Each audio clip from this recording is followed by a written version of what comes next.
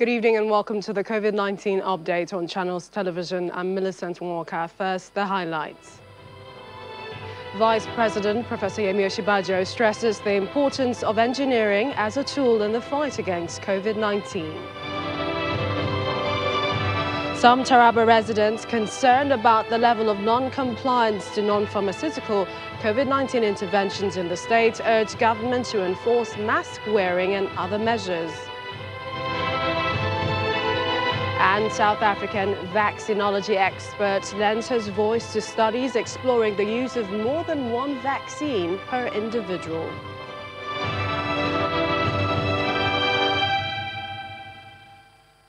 Recently, daily deaths from COVID-19 continued to decline, with Nigeria recording 0 deaths for the third time since the beginning of the week. However, data published by the Nigeria Center for Disease Control, NCDC, says 89 new infections were confirmed from 10 states last night. Although still relatively low, the latest figure is the highest daily count of fresh infections reported so far this week. The new cases were reported from Lagos, topping the list with 19 confirmed infections, followed by the FCT and Adamawa with 15 and 12 cases respectively. Other states include Akwa Ibom, Cross River, Rivers, Ogun, Kano, Kaduna and Osun states. According to the centre, the report published last night includes data from Adamawa State recorded from the 23rd of March 2021 till date. The country also recorded 45 recoveries in the last 24 hours. While the country's test inches towards 2 million, there are over 7,000 active cases in the country. In the meantime, more than 1 million Nigerians have now received their first jab of the Oxford AstraZeneca vaccine. This is according to data published by the National Primary Healthcare Development Agency as at April 14th, which shows that so far, Nigeria has vaccinated 51.9% of its targeted population. The country began the inoculation drive on March 5th and hopes to vaccinate 40% of its citizens against COVID-19 before the end of 2021 and 70% by the end of 2022. In the meantime, the International Monetary Fund, IMF, has warned that more than 30 million people in sub-Saharan Africa are being pushed into poverty by the economic impact of the coronavirus pandemic. It has called on wealthier nations to help African countries get better access to vaccines. The IMF estimates that some African countries aiming to vaccinate 60% of their populations will need to increase their health spending by 50%. Last year, economies in sub-Saharan Africa contracted by almost 2%, the worst year on record. The lockdowns hurt businesses from market stallholders to tourist resorts and multinationals.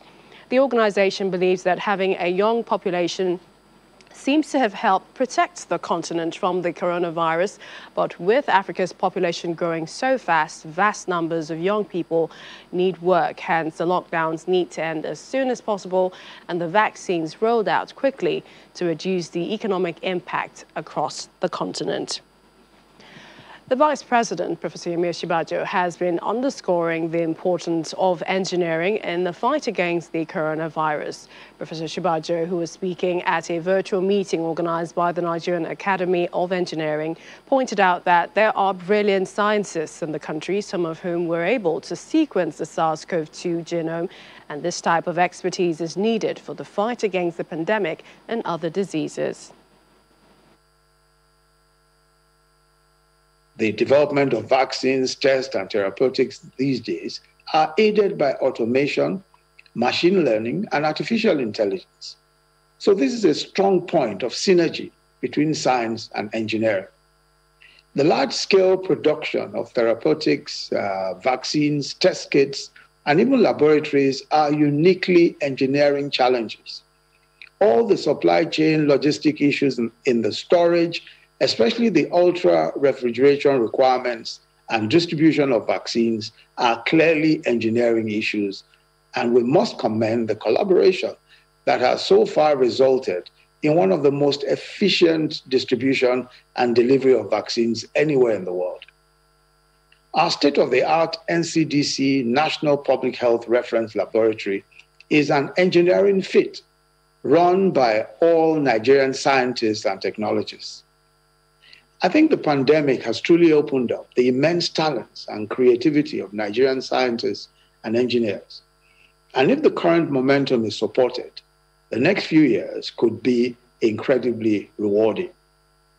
First are the opportunities and adaptations that are now evident, and these are some of the new opportunities that there are. The adaptations that are now evident in mRNA technology. mRNA is the key ingredient in the Pfizer and Moderna vaccines, as we all know. The success of these mRNA vaccines against COVID-19 predicts a bright future for new vaccine therapies to meet new emerging threats. Our genomic laboratories, especially the Africa Center for Excellence, has already acquired an international reputation, and they can, in collaboration with scientists and technologists locally and everywhere, develop therapies for other diseases or disorders. Over in Osun State, over 64,000 AstraZeneca COVID-19 doses were received by the state government on the 10th of March this year to curb the pandemic among residents. The arrival marked a historic step by the COVAX facility towards the goal to ensure equitable distribution of COVID-19 vaccines globally. But how has the state progressed in its distribution? Let's take a look. At least 51% of Osun residents have received the vaccine, and that's according to the data from the State Health Commissioner. The Commissioner of Health, Dr. Rafiu Isamatu, says that the turnout of people has been highly impressive. At the beginning, they were not that enthusiastic about it. They didn't want to come simply because a lot of, their minds had been polluted. People's minds had been polluted that, don't take the vaccine and all that.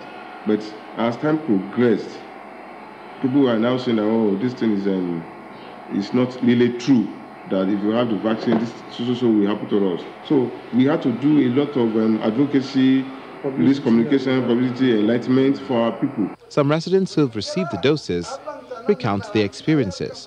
I didn't feel anything. It was okay and very safe. I'm good. I didn't even notice anything for like 2, 3, 4 days. So I'm very much okay. I was a little bit nervous. But when people around me, when they've all taken the vaccine, so I was a little bit confused that it's actually safe for me to take it. So that was when I had the confidence to go and take it. 32,400 doses of AstraZeneca remain, which are likely to be given to those who've already received one dose, in keeping with the federal government's directive, since it's not known exactly when a second shipment of vaccines will arrive. Over in the northeast, some residents of Taraba State are asking the government to reinforce strict compliance to COVID-19 safety measures to help in the fight against the pandemic. Though the daily number of confirmed cases is on the decline, some residents are scared that community transmission may still be taking place. This is coming as the compliance level of the state drops. This is Jalingo Market, the major market of the state. And from observation, every safety protocol related to COVID-19 is being thrown to the wind. The situation is the same at car parks and schools, where total disregard reigns. At the moment, the state has recorded 910 cases and stands as the 28th most affected in Nigeria. Residents don't want it to get worse. They are not obeying the NCDC guideline. People are not wearing their face masks, people are not using hand sanitizer, and it's dangerous to the entire society. Many have died of this virus, and people should take all the necessary precautionary measures applied to the pandemic. Taraba State, northeast Nigeria, had received a total of 56,250 doses of the Oxford AstraZeneca COVID-19 vaccine, but the state government says the vaccine cannot, at this time, serve as a substitute for safety measures. The number of cases is rising, and if nothing is done, it may lead to a catastrophic end. That is why we're advocating that people should observe these basic protocols. Compulsory use of face masks in public places, in offices, in places of worship such as churches and mosques, and in schools. The total number of persons vaccinated in the state is not currently known. the fact that many doses have been deployed to the hinterlands where network coverage is not optimal. Dr. Minojaro Hassan is the Executive Secretary, Primary Healthcare Development Agency in Taraba State. He joins us from Abuja studios. We'd like to thank you for joining us on the program. Thank you very much for having me. Let's start with the protocols to curbing transmission. As it stands now, is there any restriction in place in Taraba State? Well, as a government have done everything it could at some level to ensure that at least all the national protocols are being adhered to by our populace. You know, it's suffice to say that attitudinal problem, that is the only thing that is bedeviling the whole of our state. But be it as may be, government policy is so clear. Government have used all the machinery at its disposal to ensure that the populace are properly enlightened, educated on the dangers of coronavirus since the emergence of the virus across the globe. And I want to believe that definitely there are people that are deviant who are not complying, but we can't say 100% the whole people of Taraba State are not complying with the COVID protocols. But be that may be, the agency under the auspices of the State Ministry of Health have done so much in trying to ensure that it creates the required enabling environment and awareness, both from the bottom up to the state level, by ensuring that we interface with our traditional leaders, opinion leaders, religious leaders, including our elites who are within the auspices of the local government and the state at large, so as to create the information on what coronavirus is all about and the dangers it affects individual and then the community as well. And I want to believe there are people that are definitely keen in using the face mask, observing the social distancing protocol, washing their hands, and still there are people that are up to now have myths and misconception on what that is all about. But I want to believe government is doing so much to ensure that we bring all these people to board so as we continue to protect ourselves individually and then collectively, so as to make Taraba State a safe place for all to live. We do apologize, your voice there catching, but we'd like to thank you for taking time out to join us today. Now, some residents, they're reporting that transmission might still be ongoing, and they're saying that they frankly want more restrictions. Do you see this happening, any action or in the state to perhaps restrict, put more NPIs in place? Well, based on what is going on in Taraba State now, with the efforts the government is putting in place, and based on the indices at our disposal, looking at the fact that we have two laboratories, PSR laboratory in Takum and then one in Jalingo that is conducting the tests, I think the reports at our disposal is we have only 910 positive cases in Taraba State. And actually that is a source of concern, just like my Honorable Commissioner rightly observed. But I want to believe that we are still making efforts to ensure that we curb the menace by enlightening our people through even the support that UNICEF is giving to the state, through community meetings, community dialogues, religious leaders, opinion leaders, so that people will at least key in to what we are saying about the social distance protocol. Be it as may be, we have also received a total of 56,250 doses of Oxford AstraZeneca vaccine. And I want to believe, if not for the strike action embarked upon by the Nigerian Labour Congress in Taraba State, followed by the strike action of the resident doctors, we could have covered much more population based on the first phase. But as I'm speaking to you now, we have successfully vaccinated not less than 22,550 people in Taraba State, and we are still ongoing with the vaccination. Finally, just before we let you go, Ramadan is on. What is the message for people to stay safe this period? Well, the message is, as we are all aware, Muslims have the ardent belief that with Ramadan, injection does not affect individuals fasting as an individual or as a Muslim.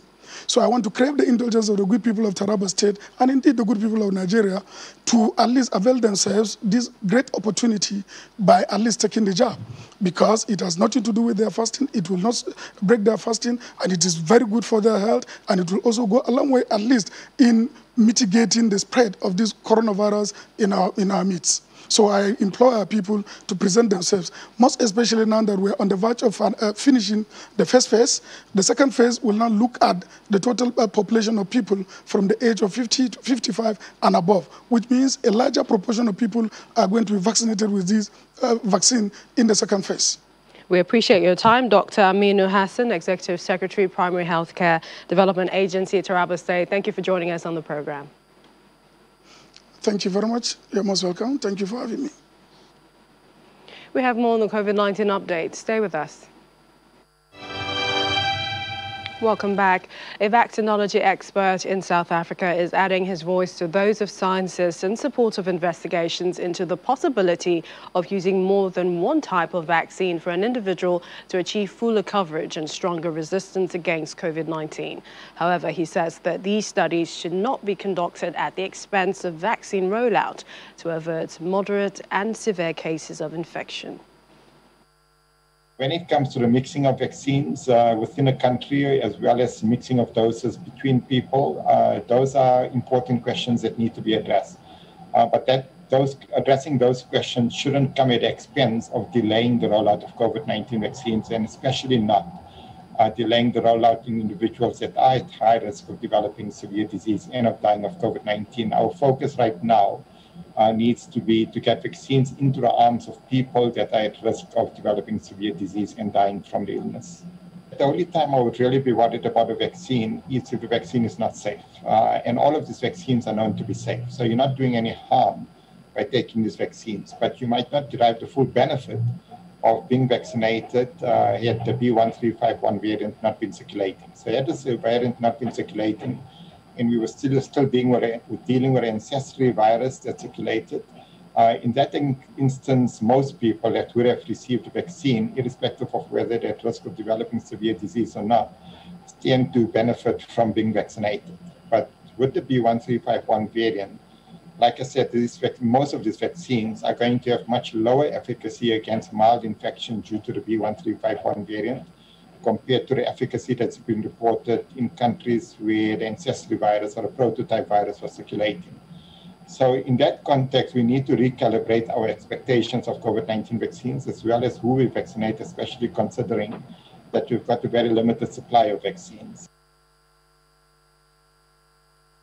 For more on vaccine mixing and other trends, Dr. James Ayorinde is a virologist and molecular oncologist, Nigerian Institute of Medical Research, NIMA. He joins us via Zoom. Thank you for joining us on the program. Oh, thank you for having me. Good evening. Good evening. We've been told that the COVID-19 vaccine does not prevent infection, but prevents the progression of infection to the development of the disease.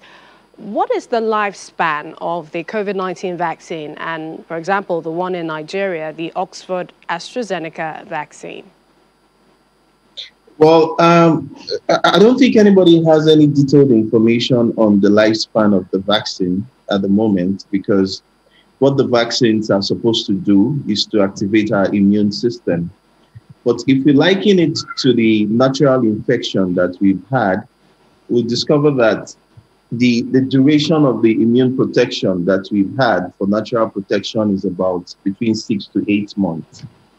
So we are not sure if it would go beyond 1 year. We are not sure if it's about the same time as the natural infection that we have, because once you're infected, most times it's more or less like you've been vaccinated. So we don't have data to actually support how long one could be protected with the vaccines at the moment. But I'm sure studies are ongoing to see how we can get data.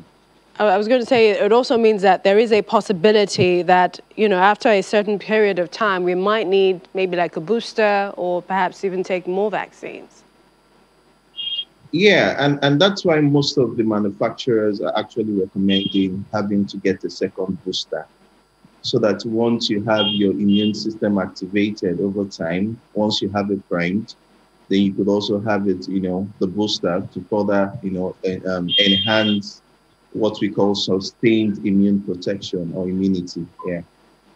What's your take on the combination of vaccines, and when we still have a population who don't even know when the next jab will get to them, or even the first jab?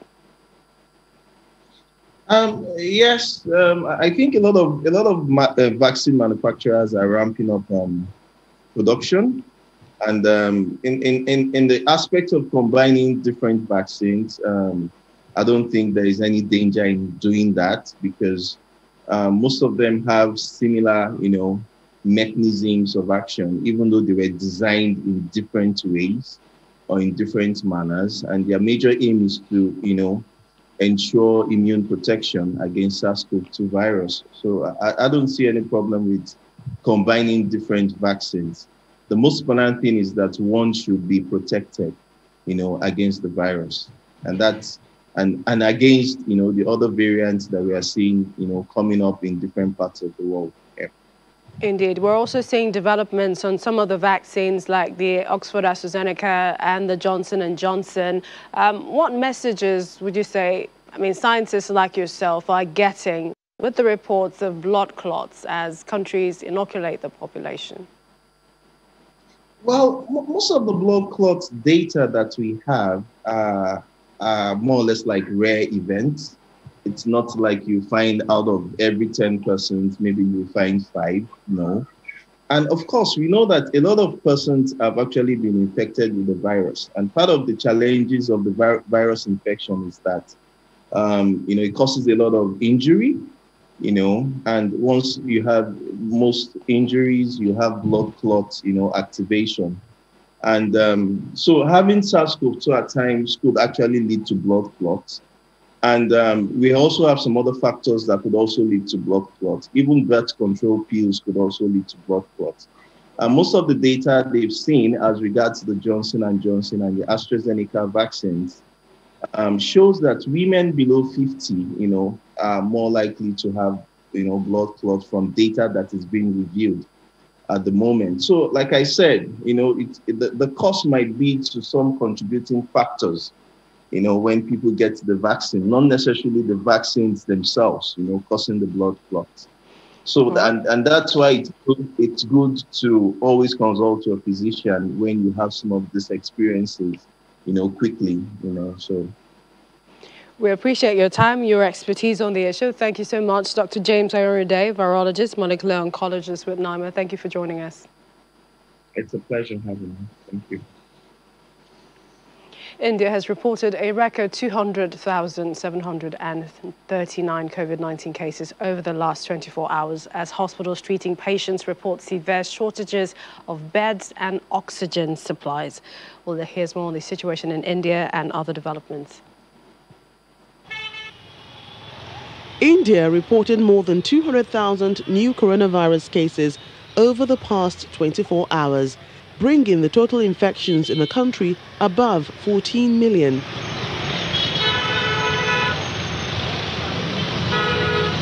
The new figures come as the nation battles a new surge in cases, which has seen record infection counts. India has witnessed nearly 2 lakh new cases of COVID in the country in the last 24 hours, a very frightening number. And more frightening is the fact that this number is not yet the peak of our cases. The numbers are rising, and it's anybody's guess where this number is going to stop. There are all kinds of activities still happening across the country, which are likely to lead to further increase in these numbers in the coming few days. In one of India's largest COVID-only hospitals in Delhi, patients are forced to share a bed as wards fill to capacity.